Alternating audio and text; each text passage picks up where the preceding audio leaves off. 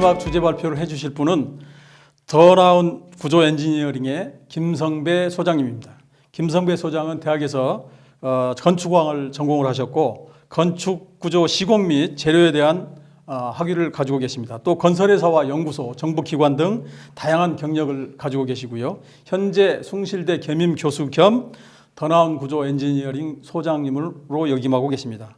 김성배 소장님이 오늘 발표할 주제는 데크플레이트 시장 현황과 전망입니다. 앞으로 모시겠습니다.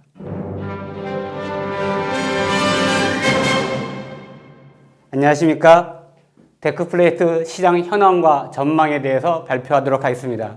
부제로 취미 깊은 데크플레이트 개발과 적용 사례에 대해서 말씀드리겠습니다. 저는 더 나은 구조 엔지니어링의 김성배 소장입니다.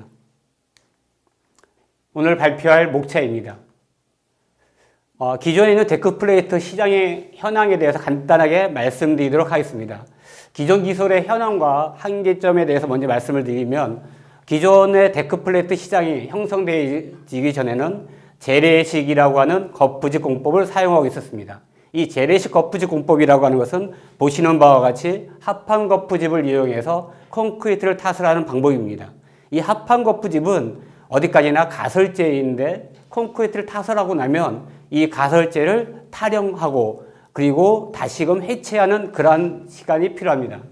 이렇게 재래식 거푸집 공법에는 공사기간이 늘어날 수밖에 없는 한계가 있었고 그리고 이런 것으로 인해서 발생되는 폐기물 그리고 작업성 저하 이런 문제점이 갖고 있었습니다.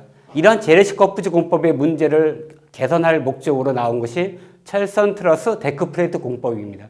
현재 철선 트러스 데크플레이트 공법이 굉장히 많이 적용되고 있습니다. 이 철선 트러스 데크플레이트 공법은 보시는 것과 같이 강판이 거푸집을 대체하는 그런 공법입니다.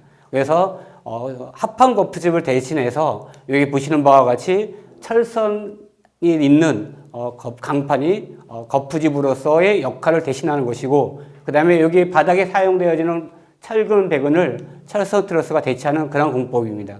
이러한 공법으로 인해서 재래식 거푸집 공법을 많이 대체하여 현재 적용이 되어지고 있습니다.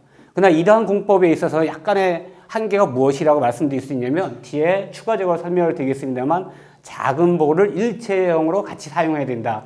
일체로 같이 사용해야 된다는 그런 한계성이 있었습니다. 그런데 최근에 시장은 많이 급변하고 있습니다. 어떻게 바뀌고 있냐면 우리가 잘 알고 있는 것처럼 52시간제 시행이라든가 그 다음에 현장 작업을 최소화하려는 것들 이러한 부분들이 가장 많이 거론이 되고 있습니다. 그래서 최근에 52시간제를 시행하기 위해서는 그런 부분들을 위해서는 이 철선 트러스 데크플레이트 공법을 조금 더 개선할 수 있는 방법 이런 방법들에 대한 요구가 많이 나타나고 있다 이렇게 말씀드릴 수 있습니다. 현재 시장에서 나와 있는 데크플레이트의 종류 및 제조사에 대한 현황들입니다. 한 번쯤은 다 들어볼 수 있는 그런 제조사들인데요. 덕신하우징, 제일테크너스, 윈하이텍, 다스코, SY 스틱텍, 코스틸 등이 메이저급 데크플레이트 제조사들입니다. 이 제조사들에서 만들고 있는 데크플레이트의 종류는 폼덱, 트러스덱, 합성덱, 중공 슬래브용 데크들이 있습니다. 폼덱이라고 하는 것들은 그 말 그대로 강판을 접긴 접는데 이 강판이 구조재가 아닌 거푸집용으로만 사용되는 그러한 형태의 데크를 폼덱이라고 말합니다. 그 다음에 트러스덱이 가장 일반적으로 사용되는 것인데요. 이 트러스덱 시장도 최근에는 일체형과 분리형 그리고 지붕과 같은 곳에 사용되는 단열재 일체형의 데크로 구분되어지고 있습니다. 그만큼 시장이 여러 가지로 파생적으로 많은 형태로 개발되어서 적용되고 있다 이렇게 이해하실 수 있습니다. 그 다음에 최근에는 좀 사용 사례가 적은 합성 데크가 있습니다. 이 합성 데크라고 하는 것은 내화 구조용으로 구조재로 사용되는 합성 슬래브용입니다. 이 합성 슬래브용으로 사용되는 합성 데크는 최근에는 사용 사례가 적어지고 있습니다. 이 합성 슬래브로 사용하는 합성 데크가 적어진 이유는 강판의 두께가 두껍다 보니 아무래도 자재비에 대한 포션이 올라가서 이 합성 데크의 사용량이 자연스럽게 줄어들고 그 시장을 이 위에 보이는 트러스 데크라는 것으로 대체되어지고 있다 이렇게 이해하실 수 있습니다. 그 다음에 이제 또 하나의 시장으로는 중공 슬래브용 데크가 있습니다. 이 중공 슬래브용 데크라는 것은 보시는 바와 같이 상부근과 하부근 사이에 중공부를 만들고 이 중공부를 스티로폼 같은 걸로 사용하는 것입니다. 이렇게 하려고 하다 보니까 이것은 데크의 슬래브의 두께가 두꺼운 경우에 이 중공 슬래브형 데크 플레이트를 적용하고 있습니다. 이 중공 슬래브형 데크도 시장이 굉장히 확장이 되어서 꽤 많은 건축물에 적용이 되어지고 있다. 이렇게 우리가 이해를 하고 적용되고 있습니다. 자, 그렇다면 데크 플레이트 생산업체의 매출액 및 시장 점유율입니다. 최근의 것은 아닙니다만 2011년부터 2013년까지의 계략적인 것인데요. 총 합계로 보시게 되면 약 2,890억에서 3,300억, 3,760억 이렇게 데크 플레이트의 시장이 점차적으로 약 매년 한 10%씩 증가하고 있습니다. 이렇게 시장이 증가할 수밖에 없는 것은 52시간제를 시행하기 전부터 그 이전부터 어떻게든 현장에서 작업한 것을 줄이려고 하는 그러한 노력들이 자연스럽게 나타난 것이고 이러한 현상들이 데크 플레이트의 시장을 계속적으로 마켓을 키워나가고 있다 이렇게 볼 수 있습니다. 그래서 대표적인 회사들로는 덕신하우징, 제일테크노스, 유나이텍 이런 회사들이 메이저급으로서 시장을 계속적으로 키워나가고 있습니다.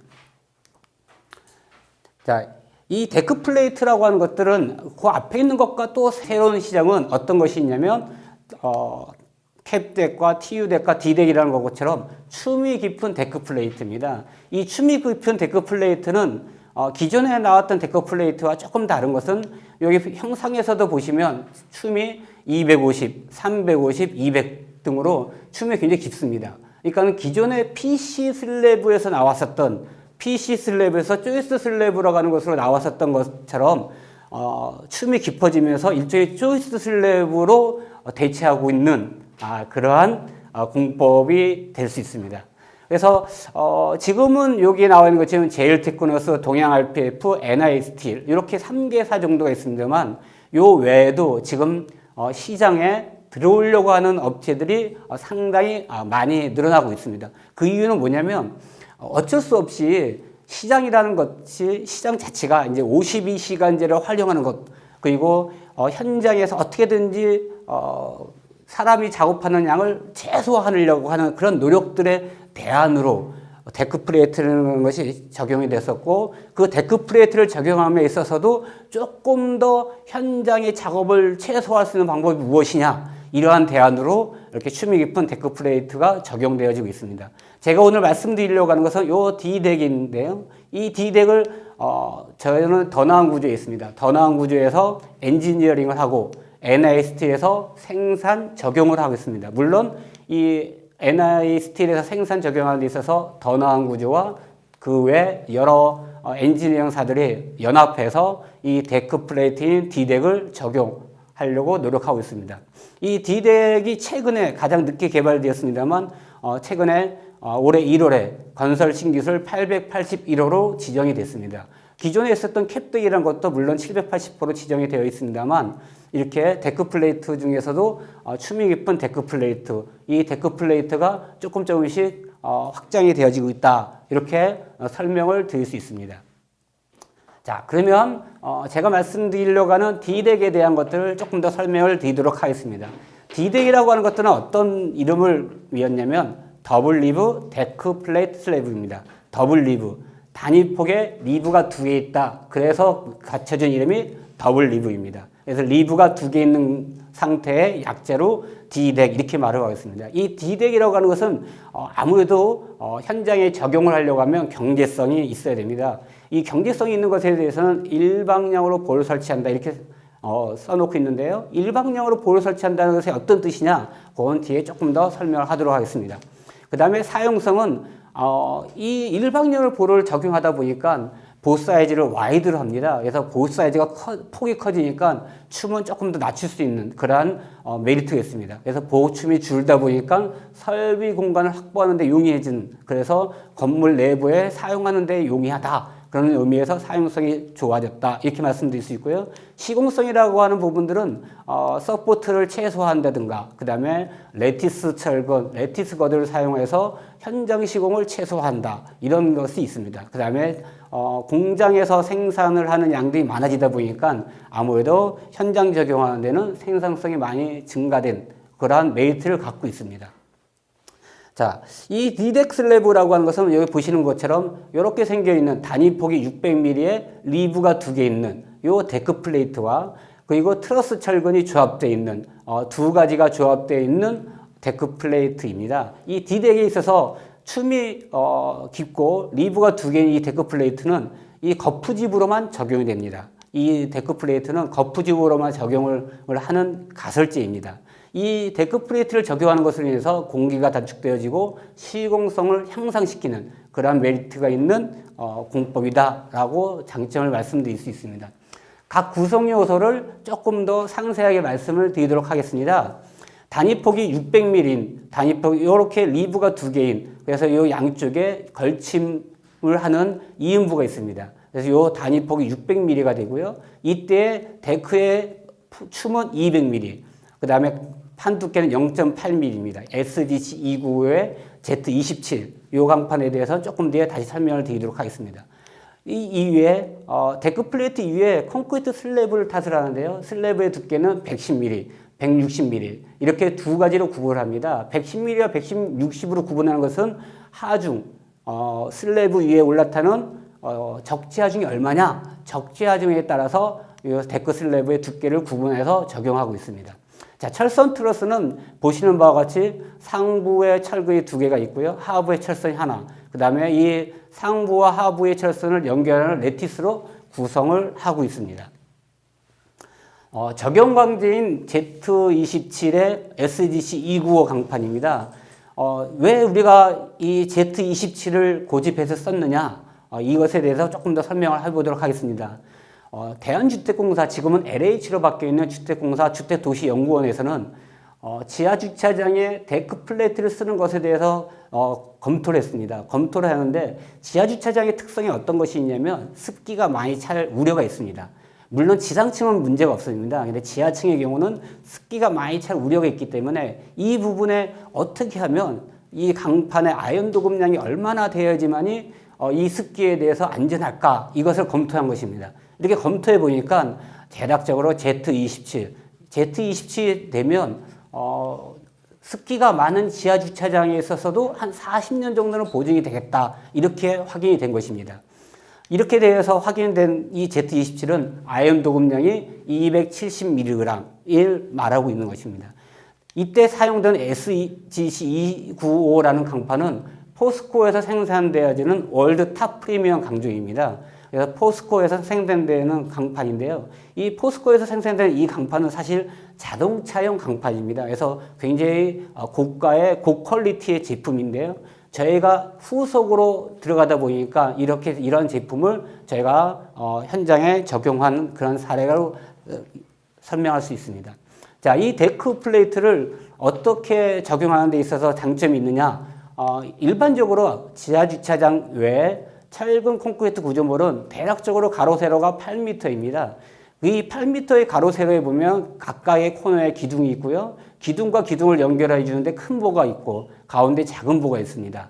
이렇게 형성되어진 게 일반적인 모듈입니다. 그런데 이렇게 모듈에 있어서 RC 슬래브, 재래식 거푸집인 경우는 작은 보와 큰 보 사이에 거푸집을 설치하는 것이고요. 이 작은 보와 큰 보 사이의 거푸집을 강판으로 바꾼 게 철선 트러스 데크 플레이트입니다. 그리고 이렇게 바꿔놓은 D덱이라고 하는 것을 쓸 때는 춤이 깊은 데크 플레이트인 D덱은 어떻게 되는 거냐? 요 큰 보가 있는 것을 적용을 할 때 와이드 거드로 넣고요. 가운데 있는 RB1, G11이라고 하는 요 가운데 있는 빔과 거드를 빼는 겁니다. 그러면 단위 모듈에 보가 3개가 들어갔다고 한다면 결론적으로 단위 모듈에 보가 하나만 남는 이러한 상태가 되어지는 것입니다. 그래서 보가 3개가 됐던 게 하나가 되어서 이 보가 감소되는, 보가 삭제되어지는 것으로 해서 현장 작업이 줄어들고 공기가 단축되어지는 그런 효과를 갖습니다. 자, 이것에 대해서 저희가 공기를 비교했습니다. 공기를 비교했을 때 공기는 대략적으로 재래식 거푸집 공법에 대해서 보면 약 절반 정도로 줄었다 이렇게 파악하고 있습니다. 이렇게 줄었던 이유는 뭐냐면 보가 3개에서 하나로 줄다 보니까 거푸집 조립하는 게 굉장히 한 50%가 줄고요. 그 다음에 슬래브와 거푸집 보하부에 있었던 동바리를 설치하는 데 필요한 시간들이 절감되는 겁니다. 또한 데크 플레이트 공법의 경우는 대략적으로 9일에 한 이틀 정도 이렇게 주는데요. 주로 줄게 되는 이유는 뭐냐면 보호에 붙이는 거푸집이 많이 줄었다 이렇게 볼 수 있습니다. 자, 그러면 세 번째로 데크를 제작하는 과정입니다. 데크를 제작하는 과정에 있어서는 아까 말씀드렸던 포스코의 강판을 가지고서 포밍기를 이용해서 생산을 합니다. 예, 그렇게 해서 생산을 하고요. 여기 헌칭기를 집어넣어서 절단을 하고 나면 여기에 단부를 헌치를 합니다. 단부가 헌치된 상태에서 올라가서 단부를 마구리를 이제 헌치가 됐기 때문에 별도의 작업이 필요 없는 상태가 되어집니다. 자, 이게 이제 저희가 이제 적용했던 사례들입니다. 저희가 적용했던 것이 오래되진 않았습니다만 꽤 큰 메이저급 건설사들과 큰 건물들에 상당히 많이 적용을 했습니다. 이 안산 오토돔 같은 경우는 자동차 매매 단지인데요. 지상층에 굉장히 많은 부분을 저희가 적용을 했고요. 예, 여기엔 이제 아파트들입니다. 평택에 있는 큰 아파트 단지인데요. 여기는 지하 주차장에 적용이 됐습니다. 이 건물도 지하 주차장을 중심으로 적용이 되었습니다. 예. 그래서 지금 저희가 이 공법을 적용하는 것들은 주로 RC 모듈, RC 가로 세로 8m 정도 내지는 스팬이 10m, 배가 8m 이런 경우도 일방적으로 데크를 걸치면 되기 때문에 이런 경우에 저희가 많이 적용하고 있는 상태입니다. 예. 데크를 설치했던 전경입니다. 위에서 드론으로 찍었던 사진들이고요. 이게 현장에 적용했을 때의 모양들입니다. 그래서 이렇게 단부에 헌치가 되어 있는 상태이고요. 판을 깔고서 철선 트러스를 깔고 그 다음에 보강군을 설치하는 상태입니다. 하부에서 봤을 때의 모양이고요. 예. 이거는 이제 콘크리트를 타설하고 났을 때의 하부의 모습들입니다. 예. 콘크리트를 타설하고 난 다음에 보면 굉장히 모양이 아연도금 강판이 이게 자동차형 고급 강정이라는 것들을 딱 보면 느낄 수 있을 만큼 아주 좋은 소재였다라는 것을 알 수 있습니다. 안정성에 대해서는 저희가 이게 거푸집용으로 쓰는 것이기 때문에 사실은 시공하중에 대해서만 검토하면 되는데 이 강판이 사실 들어가 있는 강판량이 꽤 많습니다. 600의 단위폭이라고 하지만 그걸 쫙 확장하면 1400개 되고요. 그게 판 두께가 0.8mm의 항복 강도가 295가 되면 그 양이 상당히 많습니다. 그래서 저희가 구조적인 성능과 내화에 대한 것도 했습니다. 저희도 자체적으로 한 것도 있지만 서울시립대학교와 같이 검토했습니다. 그래서 아바쿠스를 이용해서 해석도 해보고요. 그 다음에 모래를 이용해서 시공하중 실험을 했습니다. 시공하중 실험을 해보니까 실질적으로 8m 스팬에 대해서 대략적으로 해보니까 한 5mm 정도의 처짐량이 확인됐습니다. 모래로 한 것과 콘크리트를 타설했을 때 어떤 차이가 있을까 싶어서 저희가 콘크리트를 타설하는 실제 조건으로도 해봤는데 동일하게 한 5mm 정도의 처짐이 확인됐고요. 그 다음에 PC 구조에 적용했을 때의 것을 확인해 보니까 PC 구조를 적용했을 때는 강판에 PC 얹혔을 때 이게 과연 잘 얹혀지고 그 페이스트가 흐르진 않을까? 페이스트가 흐른 다음에 어떻게 이걸 막아야 될까? 이런 것을 변수로 저희가 확인을 했습니다. 그래서 페이스트 유출을 방지하기 위해서 스펀지 테이프를 넣어야 되는지 말아야 되는지 그 다음에 이동이 일어나진 않을지 이런 것들에 대해서 저희가 다 확인을 했는데 여기 사진에서 보시는 바와 같이 페이스트가 흐르진 않고 테이프를 붙이나 안 붙이나 약간의 콘크리트 타설했을 때 물만 조금 흐르는 정도로 확인을 하였습니다. 그리고 이게 장경관에 대해서 일방향 와이드 거드로다가 조이스 슬래브 형식으로 걸치다 보니까 약간은 사용성, 진동과 처짐에 대한 사용성에 대한 우려를 제기할 수 있는 상황이었습니다. 그래서 저희가 공사가 좀 덜 끝난 상태에 여기 보시는 것처럼 공사가 좀 덜 끝난 상태에 대해서 한 3개 건물에 대해서 검토를 해봤습니다. 해봤더니 약 진동수는 9에서 19Hz 정도, 그 다음에 감쇄비는 약 3에서 9% 정도로 사용성이 아주 우수한 것들을 확인했고요. 이게 거푸집용으로 쓰이는 것이기 때문에 내화에 대해서 검토할 필요가 없었습니다만 이걸 혹시라도 구조제를 쓸 것을 고려해서 저희가 내부제로 내화 실험을 했습니다. 내화 실험을 해보니까 스팬이 7.5m에 대해서 저희가 내화 구조 인정을 받았습니다. 그 다음에 합성 슬랩으로 실험도 해봤고요. 실험을 해본 것들에 대해서 학교에서 교수님이 보수적으로 보기에는 하부에 80mm 정도까지는 구조 성능이 있는 걸로 반영해도 문제가 없겠다 이렇게 확인을 했습니다. 그런데 이렇게 안 한다고 하더라도 대략적으로 이게 구조제로 사용을 안 한다면 저희가 검토해 보니까 대략적으로 원래 구조제로 쓰지 않았을 때에 대비해서 내력으로 따지면 50%에서 70%까지 굉장히 여력을 갖는 그런 것들을 저희가 확인을 했습니다. 지적재산권은 보시는 바와 같이 특허가 약 16건, 그리고 또 그 외에도 지금 저희가 특허를 출원 등록하고 있습니다. 예. 그리고 이것에 대해서는 이제 저희가 초기에는 여기 보시는 것처럼 강구조학회나 구조기술을 통해서 기술 인정을 받기도 했었고요. 내화구조 인정도 받았고, 그 다음에 국토교통부의 신기술로 881호로 지정도 되었습니다. 그 다음에 저희가 이렇게 구조 계산에 대한 것들 시트를 만들었습니다. 이 시트는 기본적으로 구조 설계를 근거로 하는 것을 간단하게 요약 정리한 것인데요. 지금 이렇게 말씀드렸던 D덱, 추미 깊은 데크, 이런 데크는 사실 포스코의 입장에서는 기존의 이 데크 플레이트 강판은 다 중국에서 수입해 왔었습니다. 근데 중국에 수입해 오던 강판이었는데 저희가 이것을 0.8mm 강판만 해도 열연으로 나옵니다. 그래서 열연으로 나오는 월드 탑 프리미엄 강동을 저희가 NI 스틸에서 전량 포스코 강판만 사용하고 있습니다. 그래서 NI 스틸과 저희가 조인해서 저희는 엔지니어링을 좀 하고, 그 다음에 그 외에 여러 엔지니어 하는 사들이 있는데요. 저희가 후속 주자다 보니까 좀 엔지니어 사들이 여러 군데 붙고, 재료도 좋은 강판을 적용해서, 그래서 저희가 지금 현장에 많이 적용을 하고 있습니다. 그래서 최근에까지도 큰 프로젝트들이 이제 계약도 지금 진행되고 있습니다. 그래서 이렇게 하고 있는 것들은 내용 강판에 대한 시장이 생각하기에 따라서는 현장의 여건들을 고려하면 충분히 발굴해내서 적용할 수 있지 않을까, 이렇게 생각을 할 수 있다라고 말씀드릴 수 있을 것 같습니다. 이것으로 발표를 마치겠습니다. 감사합니다. 자, 이상으로 네 분의 주제 발표를 모두 들어보았습니다. 처음으로 온라인 세미나를 진행하다 보니까 진행상 미숙한 점도 많았던 것 같습니다. 다음에는 더 좋은 내용, 더 좋은 진행 방법으로 다시 찾아뵐 것을 약속드리겠습니다. 네 분의 주제 발표자, 그리고 협찬사 여러분, 그리고 오늘 패널 토론에 참가해 주신 여러분, 진심으로 감사드립니다. 이상으로 스트레인스틸이 주최하는 제4회 내년 판재교 세미나를 모두 마치도록 하겠습니다. 감사합니다.